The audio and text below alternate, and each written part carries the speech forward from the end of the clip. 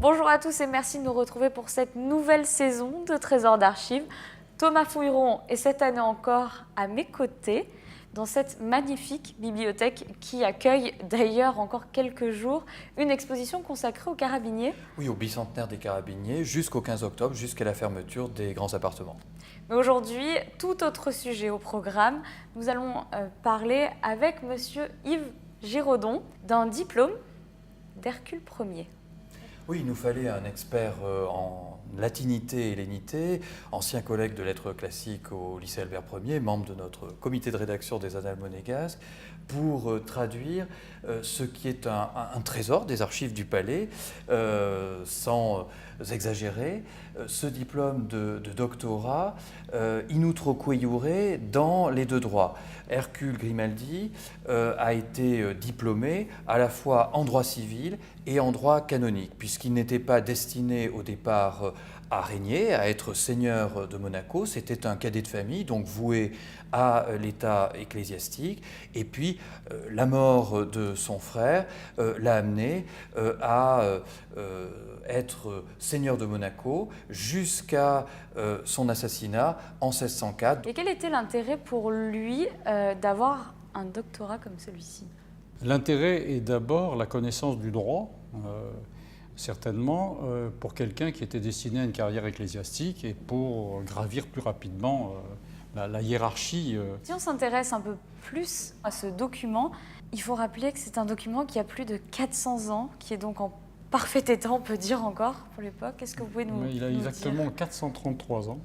Et ce qui est tout à fait étonnant dès qu'on le voit, parce que on le découvre notamment à travers ces magnifiques couleurs encore présentes, grâce à une qualité des encres et des couleurs aussi travaillées par l'enlumineur et par le scribe qui a signé, Johannes Franciscus Francanus Scripitor, à la fin du document. Donc sur le plan de la diplomatique, est-ce que j'ai besoin de vous dire ce qu'est la diplomatique ? Oui, peut-être préciser que cela n'a rien à voir avec la diplomatie. Oui, la diplomatique, en fait, est la science qui s'intéresse au texte, à l'organisation des textes et à leur mise en forme. Et donc, celui-ci est un texte particulièrement remarquable sur les deux plans.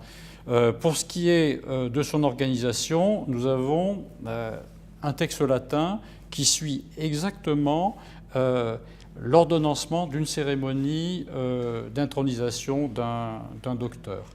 Avec une particularité, le dernier tiers fait apparaître un texte qui n'était pas présent sur les doctorats, les diplômes antérieurs, puisque c'est la profession de foi tridentine qui est devenue obligatoire aussi pour les professeurs d'université après le Concile de Trente. Et puis peut-être un aspect aussi que l'on peut faire remarquer aux téléspectateurs dès maintenant par rapport à l'histoire de la dynastie, c'est la présence des armoiries des Grimaldi pour une des premières fois avec comme tenants les deux moines franciscains.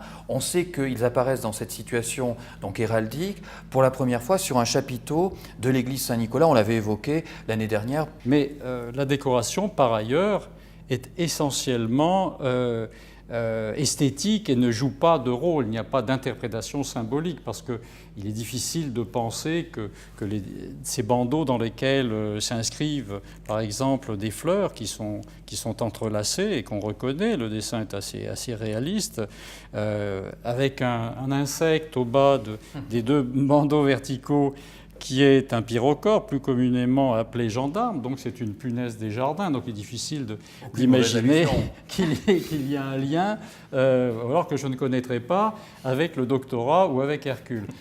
Par contre, il y a un autre élément, je crois que nous pouvons l'avouer, que nous venons de découvrir, c'est que la première lettre historiée qui commence le nom du vice-chancelier de l'université de Pavie, Bornienus Cavalcanus, et bien dans cette lettre, sur un fond bleu, apparaît un dessin donc avec de fins traits dorés, et ce dessin semble révéler le combat d'Hercule avec le lion de Némée, donc un des 12 travaux d'Hercule, et donc le doctorat est également un travail d'Hercule. Là, l'allusion est directe. Oui, absolument. Et puis rappelons que Hercule est le fondateur mythique de Monaco, que le nom latin de Monaco, c'est Portus Herculis Monoici. Donc effectivement, on a des clins d'œil quand même assez appuyés à ce qui fait les éléments, je dirais, mythologiques de la dynastie qui sont déjà tous bien en place. On voit également la qualité du travail au niveau de l'écriture. Tout à fait. Le scribe a fait un travail remarquable, peut-être un moine franciscain, d'ailleurs le nom Franciscus le laisserait entendre. En fait, le notaire, qui s'appelle Alemanus de Alimanis, évidemment, avait recours à un scribe et à un enlumineur, peut-être un dessinateur, un peintre, pour mettre en forme ce travail remarquable. Tous les diplômes n'étaient pas réalisés avec autant de soin. Donc on voit que la famille voulait aussi un document d'abord de très grande taille, parce que nous avons d'autres diplômes beaucoup plus petits, en fait, un document de grande taille, et particulièrement impressionnant, hein, qui rend compte, en fait, par sa forme, de la solennité de la cérémonie, qui est décrite dans le moindre détail. La cérémonie. Alors la cérémonie du doctorat, d'abord le doctorat en droit à l'époque n'était pas ce qu'il est de nos jours, et même on ne peut pas le comparer avec aucun doctorat puisqu'on était bachelier en 2 ans, licencié l'année suivante et docteur l'année d'après. Donc Hercule, très jeune docteur. Voilà, en 1584, était donc docteur à 22 ans, mais ce qui était tout à fait normal. Pour la forme même, en dehors des éléments décoratifs, on peut apprécier, comme vous le disiez, la qualité d'écriture, qui est pratiquement une écriture d'imprimerie, alors que c'est un texte écrit à la main. On peut voir, quand on regarde de très près, il y a des petites lignes qui ont été tirées, évidemment, pour que la taille des lettres soit toujours la même, qu'il s'agisse des majuscules ou des minuscules. La langue utilisée, et là je suis dans mon domaine, c'est la langue latine, et à la différence de ce qu'on pense souvent, c'est un latin classique, c'est un latin de grande qualité, il n'y a aucune faute, ni de syntaxe, il n'y a aucun solécisme, aucun barbarisme dans ce texte. Et c'est un document qui a été gardé véritablement comme un trésor, on peut dire, dans la famille Grimaldi.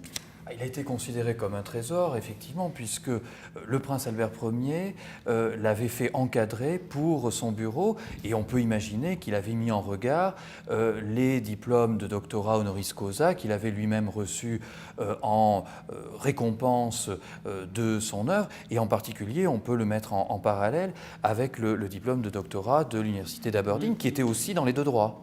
Merci beaucoup, messieurs, pour toutes ces précisions. Yves Giraudon, merci pour cette expertise. Et Thomas, je vous dis à très bientôt pour un prochain Trésor d'archives. Avec grand plaisir.